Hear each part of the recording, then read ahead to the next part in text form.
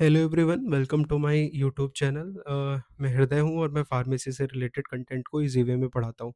हमारी D pharma pharmacology की class की जो सीरीज़ चल रही है उसमें हम चैप्टर 2 पे पहुँच चुके हुए हैं।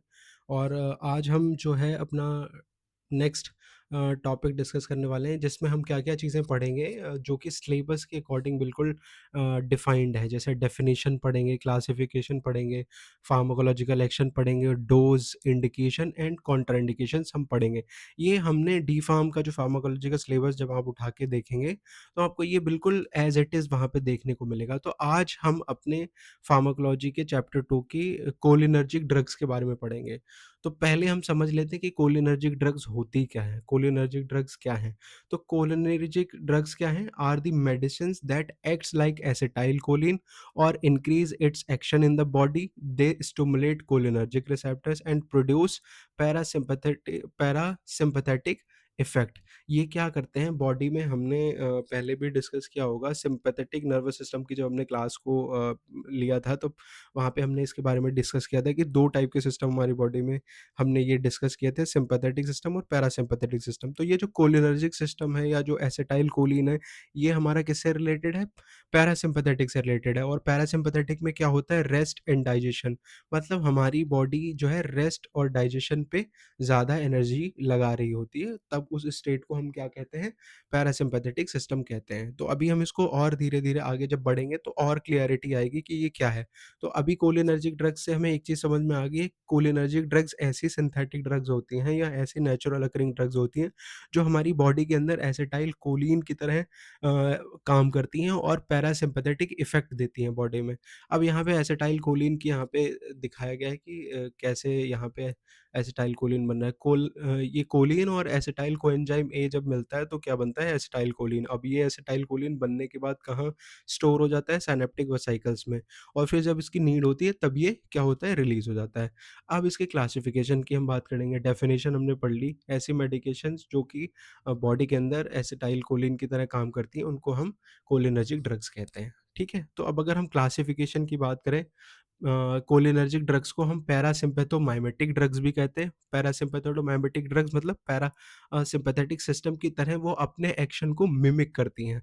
जहाँ पे माइमेटिक वर्ड आप कभी भी देखते हैं, पढ़ते हैं, तो उसका सीधा-सा मतलब होता है कि वो उसकी तरह एक्शन को दिखा रहा है, मिमिक कर रहा है उसके एक्शन को, इसीलिए उसका नाम माइमेटिक ड्रग्स रखा गया है। तो कोलिनर्जिक ड्रग्स जो जो हैं वो 2 तरीके से बॉडी में काम करती हैं। एक तो एक डायरेक्ट एक्टिंग ड्रग्स होती है, एक इनडायरेक्ट एक्टिंग ड्रग्स होती हैं। जो डायरेक्ट एक्टिंग ड्रग्स होती हैं, वो क्या करती हैं? रिसेप्टर को स्टिमुलेट करती हैं। और जो जो एक्टिंग ड्रग्स होती हैं, वो क्या करती हैं? Choline esterase inhibitors. जो कोलिन एस्टरेज एंजाइम है, जिसकी वजह से एसिटाइल कोलिन रीअपटेक हो रहा है, या तो वो क्या कर रहा है? उसको वो क्या कर रहे हैं? उस प्रोसेस को इन्हिबिट कर दे रहे हैं, जिससे कि क्या है? एसिटाइल कोलिन का रिलीज़ बढ़ जा रहा है और उसका एक्शन हमें देखने को मिल रहा है बॉडी के अंदर। तो अब वन बाय वन हम यहाँ पे ड्रग्स को डिस्कशन करेंगे। ये एज़ इट इज़ हमें याद करनी है। और इसको याद करने का सबसे अच्छा तरीका है कि जितनी बार हम क्लासिफ़िकेशन को रिवाइज़ करते हैं, हम पढ़ते हैं, उतना अच्छा हमें याद होता है कि बहुत से लोग आपको कहेंगे कि ये ट्रिक से याद रहेगा, उस ट्रिक से याद रहेगा। वो ट्रिक्स से ज़्यादा बेटर है कि आप जब बार-बार पढ़ेंगे तो आपकी बार-बार पढ़ने की हैबिट भी बढ़ेगी और आपको चीज़ें याद भी रहेंगी। तो चलो हम डायरेक्ट एक्टिंग ड्रग्स के बारे में डिस्कस कर लेते हैं। डायरेक्ट एक्टिंग में कौन-सा? हमारी मस्कैरिनिक एगोनिस्ट और निकोटिनिक एगोनिस्ट। बॉडी में रिसेप्टर्स भी हमने डिस्कस किए थे, मस्कैरिनिक और निकोटिनिक रिसेप्टर्स होते हैं, जहाँ पे ये क्या कर रही हैं? कोलिनर्जिक ड्रग्स बाइंड हो रही हैं।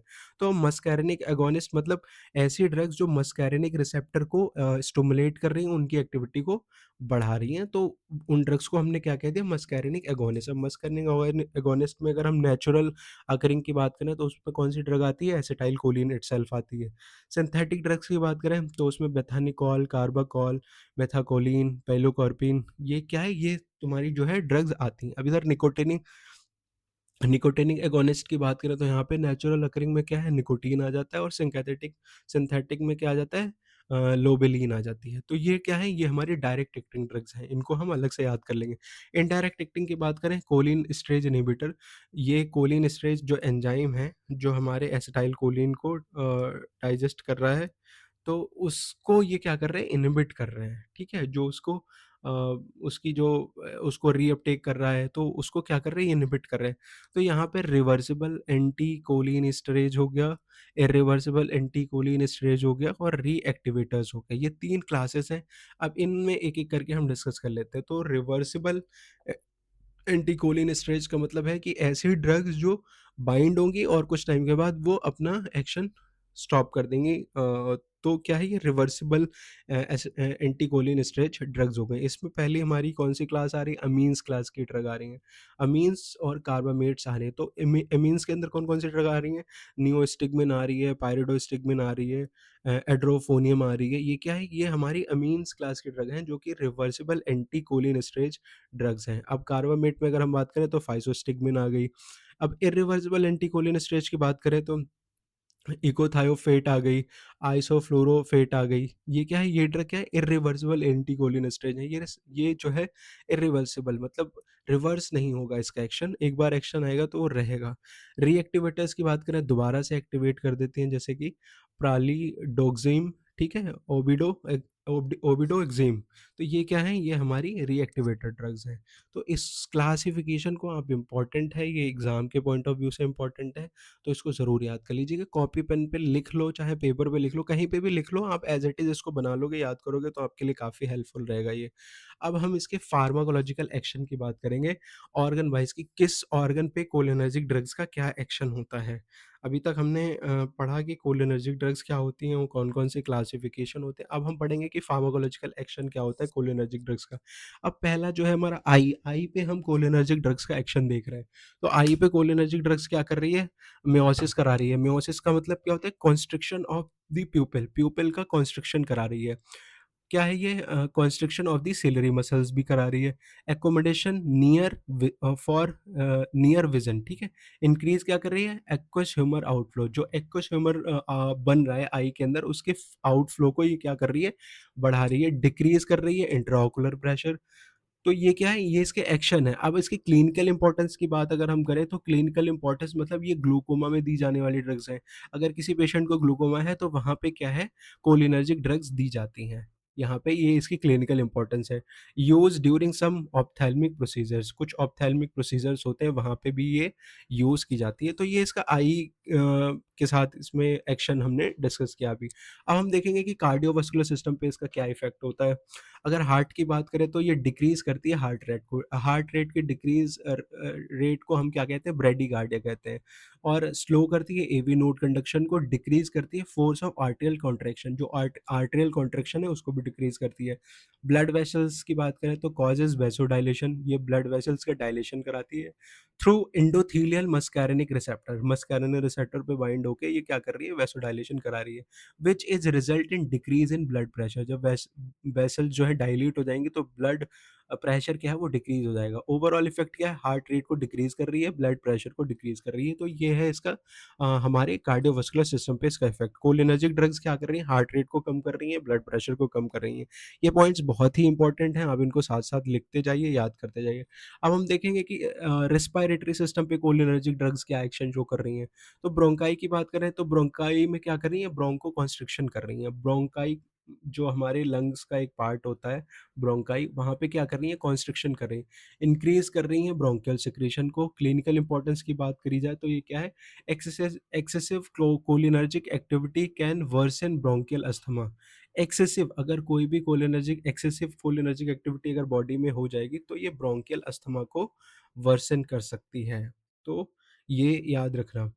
अब अगर हम बात करें, इसका असर गैस्ट्रोइंटेस्टाइनल ट्रैक्ट पे क्या पड़ता है? एक्शन की बात करें, तो ये गैस्ट्रोइंटेस्टाइनल मोटिलिटी को बढ़ा रहा है, इंक्रीज़ कर रहा है gastric intestinal and pancreatic secretion. Gastric secretion, intestinal secretion और पैनक्रियाटिक सेक्रेशन को कोलिनर्जिक ड्रग्स क्या कर रही हैं? बढ़ा रही हैं। रिलैक्स क्या करती हैं? गैस्ट्रोइंटेस्टाइनल स्फिंक्टर, जो गैस्ट्रोइंटेस्टाइनल स्फिंक्टर हैं, उनको क्या कर रही है? रिलैक्स कर रही है। क्या रिज़ल्ट आ रहा है? बेटर डाइजेशन में हेल्प करती हैं। इंक्रीज़्ड बाउल मूवमेंट को इंक्रीज़ करती हैं। मे कॉज़ डायरिया इफ एक्सेसिव, अगर इसकी डोज़ ज़्यादा दे दी जाए या excessive use of cholinergic drug क्या कर सकता है? डायरिया कॉज़ कर सकता है, ये बात याद रखना। इसके बाद हम यूरिनरी सिस्टम पे इसका एक्शन देखेंगे कि यूरिनरी सिस्टम पे ये जो कोलिनर्जिक ड्रग्स हैं वो क्या एक्शन शो कर रही हैं। तो यूरिनरी सिस्टम में ये क्या कर रही हैं, कॉन्ट्रैक्ट दी डिट्रोसर मसल्स, ये डिट्रोसर मसल्स हैं इनको कॉन्ट्रैक्ट कर रही हैं, रिलैक्स कर रही हैं ट्राइगोन एंड इंटरनल यूरेथियल स्फिंक्टर, जिसकी वजह से क्या हो रहा है, ये फैसिलिटेट कर रहे हैं यूरिनेशन को, ये यूरिनेशन को बढ़ा रहे हैं, फैसिलिटेट कर रहे हैं, helps in urine bladder emptying, जो यूरिन का ब्लैडर है उसको एम्पटी करने में क्या कर रही है, हेल्प कर रही है। अब क्लिनिकल यूज़ की अगर हम बात करें, यूज़फुल इन post operative urinary retention, post operative urinary system से रिलेटेड कोई भी अगर सर्जरी हो रही है तो ये पोस्ट ऑपरेटिव यूरिनरी रिटेंशन के लिए दी जाती हैं कोलिनर्जिक ड्रग्स। अब एक्सोक्राइन ग्लैंड्स पे इनका क्या एक्शन आ रहा है उसको हम देख लेते हैं। तो ये क्या कर रही हैं, सिक्रीशन को बढ़ा दे रही हैं, एक्सोक्राइन ग्लैंड्स में क्या कर रही हैं, सिक्रीशन को बढ़ा रही हैं। सलाइवरी ग्लैंड सलाइवेशन को बढ़ा रही हैं, लैक्रिमल ग्लैंड से टीयर्स के सिक्रीशन को बढ़ा रही हैं, स्वेट ग्लैंड से ये स्वेटिंग को बढ़ा रही है, ब्रोंकियल जो ग्लैंड्स हैं उनसे जो है म्यूकस सिक्रीशन बढ़ा रही है, गैस्ट्रिक ग्लैंड से ये क्या कर रही हैं, गैस्ट्रिक जूसेस का सिक्रीशन बढ़ा रही हैं। तो ये क्या है, ये कोलिनर्जिक ड्रग्स हमारी बॉडी में ये एक्शंस ऑर्गन वाइज कर रही हैं, ये बहुत ही इंपॉर्टेंट है, इनको बहुत ही ध्यान में रखना। अब अगर हम न्यूरोमस्कुलर जंक्शन की बात करें तो निकोटिनिक रिसेप्टर्स पे ये काम कर रही हैं। एक्शन में क्या कर रही हैं, ये स्टिमुलेट कर रही हैं स्केलेटल मसल कॉन्ट्रैक्शन को, जो स्केलेटल मसल है उनके कॉन्ट्रैक्शन को ये स्टिमुलेट कर रही है। तो अब यहाँ पे क्या कर रही है, इम्प्रूव कर रही है न्यूरोमस्कुलर ट्रांसमिशन जो हमने मस्कुलर ट्रांसमिशन पढ़ा था कि कोई इम्पल्स आ रहा है, कोई मैसेजिंग जो केमिकल या इलेक्ट्रिकल इम्पल्सेस जो ट्रांसमिशन हो रही है ना, उसमें ये क्या कर रही है, हेल्प कर रही है। अब अगर क्लिनिकल यूज़ की अगर हम बात करें कोलिनर्जिक ड्रग्स की न्यूरोमस्कुलर जंक्शन पे, तो ये क्या कर रही है, माइस्थीनिया ग्रेविस एक डिजीज़ होती है, उसमें क्या कर रही है, ये treatment of myasthenia gravis using acetyl choline esterase inhibitors. उसमें क्या है, ये एसिटाइल कोलिन एस्टरेज इनहिबिटर की तरह काम करती हैं, जिससे कि क्या है, एसिटाइल कोलिन रिलीज़ होता है प्रॉपर अमाउंट में और अपना एक्शन प्रॉपर्ली सोक करता है। अगर एक ईज़ी निमोनिक से याद हम इसको रखें तो स्लज याद रखो, स्लज। क्या कर रही हैं कोलिनर्जिक ड्रग, स्लज कर रही हैं हमारे अंदर। तो स्लज मतलब सलाइवेशन को बढ़ा रही हैं, लैक्रिमेशन को बढ़ा रही हैं, यूरिनेशन को बढ़ा रही हैं, डिफेकेशन को बढ़ा रही हैं, गैस्ट्रोइंटेस्टाइनल मोटिलिटी को बढ़ा रही हैं, एमिसिस को जो है कर रही हैं, बॉडी में एमिसिस कर रही हैं। तो ये क्या है, ये एक निमोनिक है जिससे हम याद रख सकते हैं कि कोलिनर्जिक ड्रग्स देने के बाद क्या-क्या होता है। अब अगर हम बात करें इनकी डोज़ और इनके क्लिनिकल यूज़ के बाद, तो बेथानिकॉल जो ड्रग है उसका क्या है, तुम्हारा 10 to 50 mg orally 3 to 4 times day हम उसको दे सकते हैं। कब हम इसको देते हैं? यूरिनरी रिटेंशन और पैरालिटिक इलियस में इसको हम देते हैं। अगर हम पाइलोकार्बिन की बात करें तो 1 to 4% eye drop, 1 drop as prescribed, इसको हम जो है ग्लूकोमा में देते हैं और ज़ीरोस्टोर्मिया में देते हैं। ज़ीरोस्टोर्मिया क्या है? ये इसको हम बोलते हैं ड्राई माउथ, जो ड्राई माउथ की कंडीशन होती है उसको हम ज़ीरोस्टोर्मिया कहते हैं। अब अगर हम नियोस्टिग्मिन की बात करें तो 15 mg orally every 3 to 4 hours, मतलब 3 से 4 घंटे में हम 15 एमजी ओरल दे सकते हैं, ठीक है? 0.5 to 2.5 mg intramuscular intravenous depending on indications हम दे सकते हैं। ये नियोस्टिग्मिन हम किन पेशेंट्स में देते हैं? माइस्थेनिया ग्रेविस के पेशेंट में reversal of non depolarising neuromuscular blockage, इस कंडीशन में हम क्या दे रहे हैं? नियोस्टिग्मिन दे रहे हैं। पायरोडिस्टिमिन की बात करें अगर हम, पायरोस्टिग्मिन क्या कर रही है, 60 एमजी तक हम दे सकते हैं 3 टू 4 टाइम्स डे, ये भी हम माइस्थेनिया ग्रेविस में देते हैं। डोनेपेजिल की बात करें तो 5 to 10 mg orally once daily हम दे सकते हैं, mild to moderate Alzheimer's disease पे हम इसको देते हैं। तो ये क्या है, ये कुछ ड्रग्स हैं और उनके कॉमन एडल्ट डोज हैं, ये पेपर में आ सकते हैं क्योंकि डोज भी आपके सिलेबस में बताया गया है कि हमें डोज पता होनी चाहिए। तो अगर हम इंडिकेशन की बात करें, इंडिकेशन में वही है कि थेरेपेटिक यूज़ की बात आ जाती है कि यूरिनरी रिटेंशन में हम कोलिनर्जिक ड्रग्स दे रहे हैं, ग्लूकोमा में दे रहे हैं, यूरिनरी में हम बेथानिकॉल दे रहे हैं, ये क्या कर रहा है, पोस्ट ऑपरेटिव यूरिनरी रिटेंशन को कर रहा है, पोस्टपार्टम यूरिनरी रिटेंशन कर रहा है, न्यूरोजेनेरिक ब्लैडर, ये सारी चीज़ें क्या हैं, ये हमारे यूरिनरी उसमें सिस्टम को ठीक करने में ये ड्रग्स हमारी दी जाती है। रीज़न क्या है, कॉन्ट्रैक्ट करती हैं ये डेट्रोसर मसल्स को और रिलैक्स करती हैं यूरिन स्पिंक्टर को, जिससे कि क्या होता है, प्रमोट होता है यूरिनेशन, यूरिनेशन प्रमोट होता है। अब अगर ग्लूकोमा ग्लूकोमा की बात करें, ग्लूकोमा में पाइलोकार्बन ड्रग दी जाती है, ये ओपन एंगल ग्लूकोमा और acute angle closure glaucoma as a part of treatment दी जाती है। रीज़न की अगर हम बात करें तो ये मेयोसिस कॉज कर रही है और इंक्रीज क्या कर रही है, aqueous humour drainage, reduce intraocular pressure, जिससे कि क्या है, ये ग्लूकोमा में दी जाती है। अब अगर हम ज़ीरो ट्रिकोटोमिया अगर हम पढ़ें, तो इसमें क्या है ड्राई माउथ, इसमें भी हम पाइलोकार्पिन दे रहे हैं। Dry mouth due to radiation therapy की वजह से क्या होता है ड्राई माउथ हो जाता है।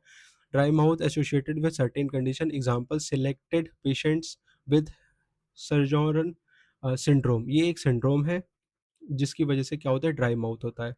अब माइस्थेनिया ग्रेविस में अगर हम बात करें ड्रग की, नियोस्टिग्मिन, पायरोस्टिग्मिन ये दी जाती है। रीज़न क्या है कि ये इनहिबिट करते हैं एसिटाइल कोलिन स्ट्रेच को, इंक्रीज़ करेंगे acetyl choline at the neuromuscular junction and improve करेंगे मसल स्ट्रेंथ को। तो ये मसल स्ट्रेंथ को इम्प्रूव करते हैं।